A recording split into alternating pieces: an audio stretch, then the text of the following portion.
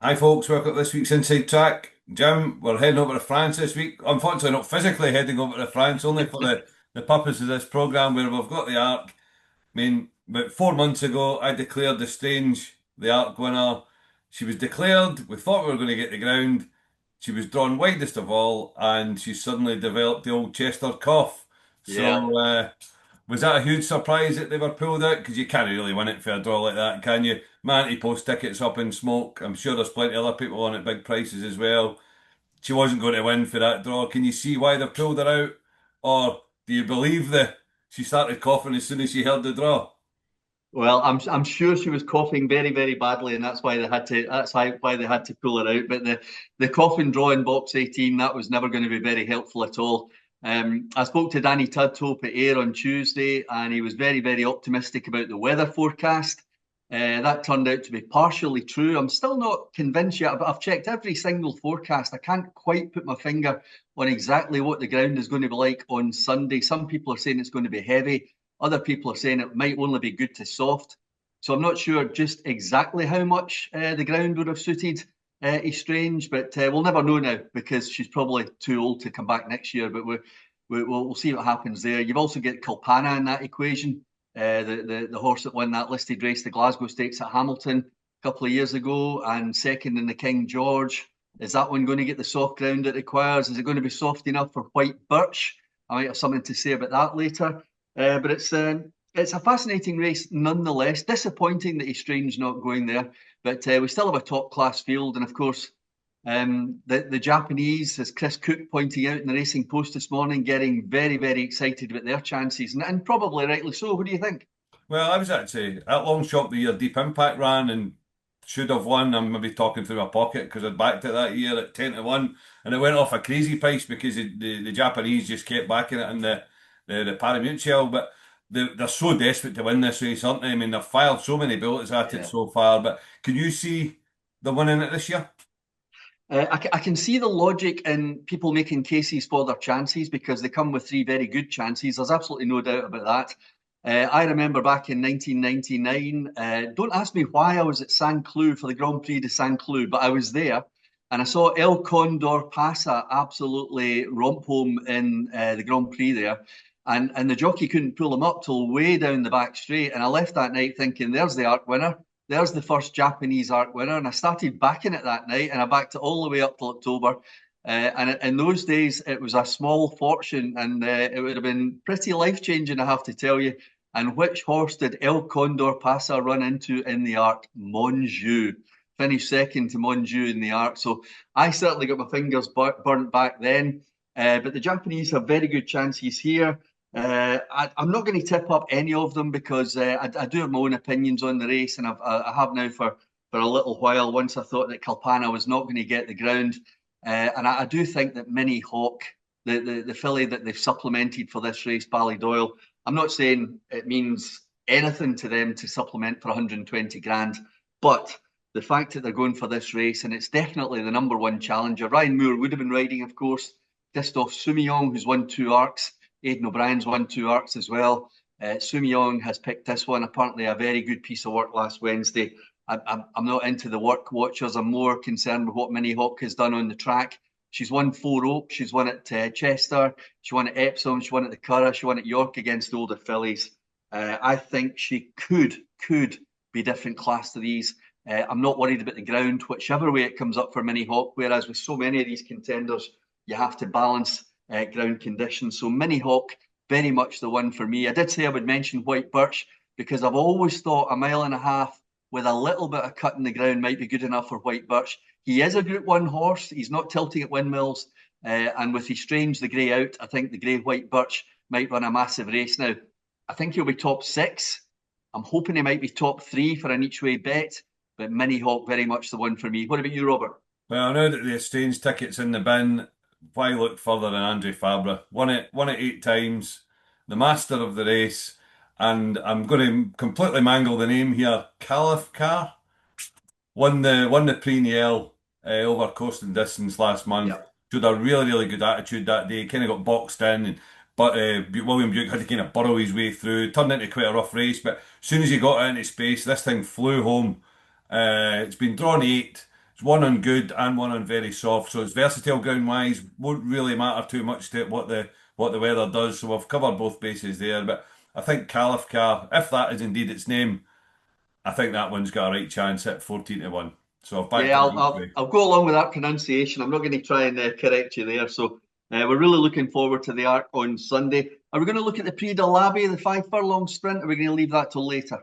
Well, why don't we do the Abbey just now? Because I had more heartbreak there as well. I was going to back Afghan in that the 2-year-old, which there's not many 2-year-old winners of this race. I think was it the Platinum Queen was the last one. Platinum Queen, yeah, yeah, First one since the 70s a few years ago, but it's been drawn 10, which I think in the Abbey you really need to be drawn pretty low. So, I mean, I was going to back Afghan, just form with Havana Anna, which was second to True Love last weekend, which looks great on paper, but the draws put me off.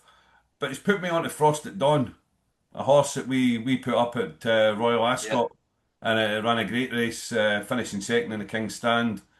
It's been placed in an unthought. I mean, these sprints you're rolling a tombola this season, aren't you?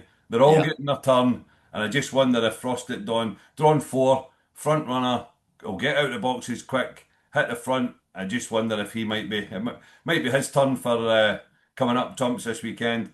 Another one I thought in the box five next to him was Magira, who's got form over course and distance. Won at Longchamp with his first run for she did, sorry, not he. First run for Ed Walker, beat Pontos that day, which is quite fancied for the race. So that one's drawn in five. The only thing is she gets away a wee bit slowly at times, so she'll Yeah.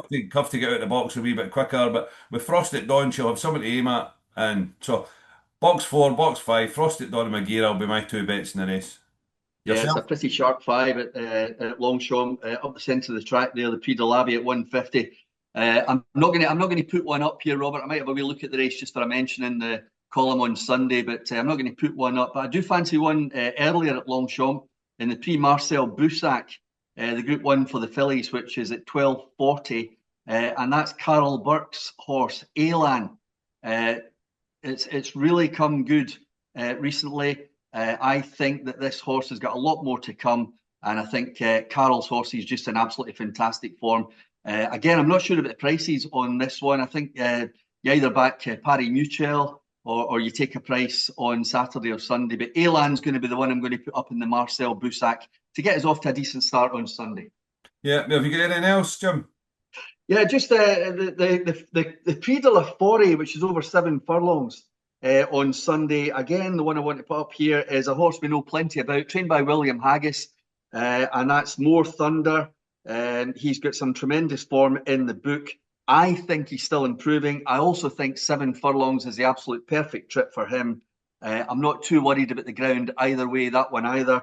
So if we're all still alive and swimming and not drowning by 4:25 on Sunday, then More Thunder is the one that I would like to back for Haggis in the Prix de la Forêt. Well, of course, Longchamp is actually the art meeting's a two day meeting. I know all the focus tends to be on the Sunday, but have you had a look at the Saturday card at Longchamp before we move on to Saturday card in the UK? Yeah, it's that man Haggis again. I'm going to mention Robert, and it's in the Prix de Royalou, which is for fillies and mares over 1.75 miles. Santorini Star. Now, I think most people thought this was a handicapper, won 100 grand handicap at York, but came good again in the Group 2 Park Hill at Doncaster. Haggis thinks a lot of this filly. He's won the race twice before, 2022 and 2023. I think he can win it again in 2025. I'm not sure there's a great deal of opposition, but 6-1 I saw last night, and I thought that was a good price. I took a little bit of that each way. Santorini Star for me in the 4 o'clock on Saturday at Longchamp, not on Sunday. And then we've got Ascot, Newmarket, and Redcar. So where do you want to start in the UK racing, Jim? Well, I'll start at Redcar, Robert, and I'll tell you why, because I made this horse the headline bet in the Inside Track column on Thursday. And it's a horse we've mentioned a couple of times in the programme because I did tip it up at air for the Group 3 Firth of Clyde, and that was Isla Fernandez. Again, it's trained by Kevin Ryan. Young jockey, still an apprentice, although he doesn't claim Oisin McSweeney riding this one. I think he's a young man going places. He seems to have the right attitude for the job. Isla Fernandez, I thought ran a blinder in that Group 3 at Ayr. Now, if you think about it this way, this is one of these sales races with all sorts of unique conditions which are tied into the sales price of these horses as yearlings. Now, Isla Fernandez was just a couple of lengths at 5 furlongs away from getting a £5 penalty for this. Doesn't get the £5 Group 3 penalty and also gets £4 allowance for her sales price. So Isla Fernandez, for me, in this particular race, the William Hill 2-year-old trophy, it's over 6 furlongs at Redcar, and I think Oisin McSweeney, Isla Fernandez, Kevin Ryan is the one to be on there. One or two worth a mention, they're both pretty high in the betting as well. That's Ardesia for Hugo Palmer and Song of the Clyde for Clive Cox. But I've liked everything I've seen about Isla Fernandez, not just that Group 3 run at Ayr, also ran second in a maiden at Goodwood to the horse I've mentioned earlier, Elan, which goes for that big race in France on Sunday. So Isla Fernandez for me in the 2-year-old trophy at Redcar and was priced up about 8 to 1 last night when I looked. Is there anything else in the Redcar card? Yeah, Redcar, they go at 356 with a listed race called the Guysborough Stakes, which was won last year by Gray's Monument, an odds-on favourite for Rafe Beckett. This one won't be odds-on, I'm pretty convinced about that, and it's Volterra. Again, it's Kevin Ryan. I'm really hoping he has a good day at Redcar on Saturday. Shane Gray rides this one. He's got some very good form in the book, including a very good run just a couple of weeks ago. I think Volterra, which is already a course and distance winner here at Redcar as a juvenile, is more than good enough to win this listed race, 356 on Saturday. Well, we'll head down to Ascot. We've got a listed race at 150 over 5 furlongs, and you watch Clifford Lee banging winners galore at Ayr the other week, and I think he might win this one for Carol Burke, who a trainer in great form at the moment with Beautiful Diamond, who was second in this race last year to Rumstar. Showed still a great fettle beating the Star of Memas at Ayr a couple of weeks ago. Just looks like she's ready to come back and come back and win this race at the second time of asking. Obviously, Rumstar stood the form up for last year really well. That one's won a few since. I think she looks like the run of the race looks like she'll get to the front on the stand side. I think Beautiful Diamond at about 5 to 2 will be quite hard to beat in this race. I agree with you, but I'm going to put one up against you, and that's Candy, the horse that won the Ayr Silver Cup, 3-year-old going into this listed race, but is not just going into uncharted waters here because Candy has been in a Group 3 at Ascot already this season. He came up against Big Mojo that day, probably wasn't at peak form that day either. I think this horse looked a real improver last time. Richard Spencer and obviously his owner Phil Cunningham have decided to roll the dice here, going back into listed company, but probably showed me enough at Ayr last time that Candy could be really effective in this listed company, but I totally respect where you're coming from with Beautiful Diamond there. Then we've got a big handicap over 7 furlongs at 335, the BetMGM Challenge Cup. Jim, you're going to put up a horse that I've put up a couple of times on the programme, but I'll go first here. I've got to stick with Apollo 1 after the way he ran in the Portland at a big price for us. Just got beaten into second. It's exactly the same preparation as when he won this race last year. Sorry, Jim, I'm in the wrong race here. It's the 3 o'clock. Yeah, the Group 3, yeah, I'm with you. The Group 3, sorry, I'm completely mixed up here. The 6 furlong Group 3, Apollo 1, second in the Portland this year, was second in the Portland last year to American Affair. Just exactly the same prep, just looks like he's been laid out to come back and win the race. I thought it's 6 to 1. Paul Mulrennan riding as well. He's down at Ascot this weekend. He's ridden the horse twice before, so that's not a negative. I just think Apollo 1, after the second in the Portland last time, exactly the same MO as last year. This seems to be the horse's time of year. So at 6 to 1, I'll be quite happy to take on, go for Apollo 1 again. Yeah, not going to go against you with Apollo 1. Just worth a mention though in that race, you've got the Ayr Gold Cup winner Run Boy Run. You've also got Alpha Kalenic, which seemed to run reasonably well. First start for Ivan Furtado at Ayr a couple of weeks ago. And also Nerico, which I know you were quite keen on. I think that was in the Silver Cup for Hugo Palmer. Cheek pieces on for the first time. But Apollo 1, I totally get the case for that. And I'm not going to oppose Apollo 1. That big handicap that you did mention, Robert, is the Challenge Cup, which I should have said. So I've made a blunder here as well. I should have said that Volterra, which I've tipped up to win at Redcar, won this race last year. And Volterra last year was rated 94 when it won this race at Ascot, now rated 108. That shows you the improvement that horse has made going for the listed race at Redcar. But the one I'm going to put up here is the one you alluded to, Robert, and that's Puro Sangue, the money for this one at Ayr on Gold Cup Day was just phenomenal. They absolutely hammered it down from big prices. I thought it ran a really good race in defeat. Was stuck on the far rail, just had its path blocked for a little while, and when it did get through, the race was over in my book. I think get up to 7 furlongs for Andrew Balding. Sylvester de Souza is the booking this time. So Pura Sangue off a decent mark, I think. Thunder Roar's in there as well. I'll appreciate any rain, but Pura Sangue, I thought looking last time as if it was just about to strike, and I think the step up to 7 is going to make all the difference. So Pura Sangue for the Balding team for me in that 3:35 at Ascot Saturday. Yeah, that was just the chubby fingers there, Jim. I hit the 3:35 to do the 3 o'clock on the iPad there. So we'll go to Newmarket now. I've not got anything at Newmarket, but you've had a look at it. I believe you've got one selection there.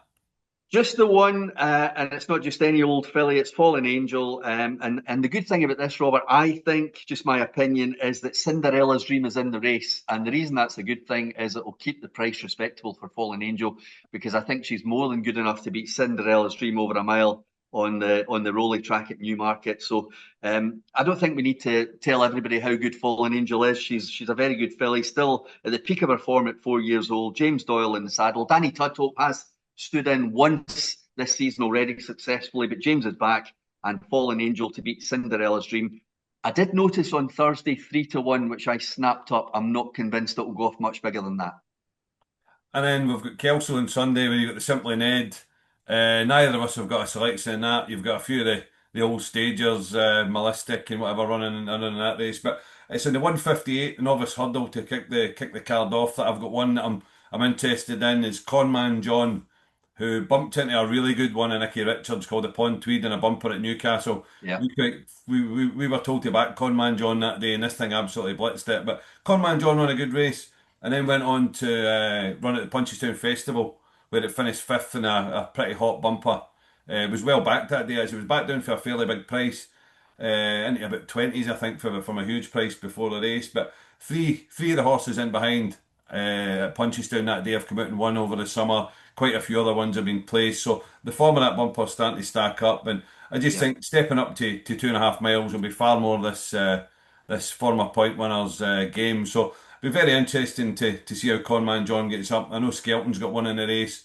Doesn't he have was a bumper winner? Ran over hurdles once, didn't he? The form of that doesn't look particularly sparkling. But given the price, that'll be determined whether I have a bet or not. But Conman John will be one to certainly keep an eye on with tasks further down the road in mind as well. So have you got anything at Kelso, Jim, or are you leaving that for the Not at the tournament? moment, but the beauty, as we always say in this programme, Robert, is that we're recording this on Friday. I've still got Saturday to have another look at Kelso and just take the ground into consideration, and anything else we'll make sure is in the diary column in the Scottish Sun on Sunday. Thanks very much, Jim. Good luck this weekend. Thanks, everybody.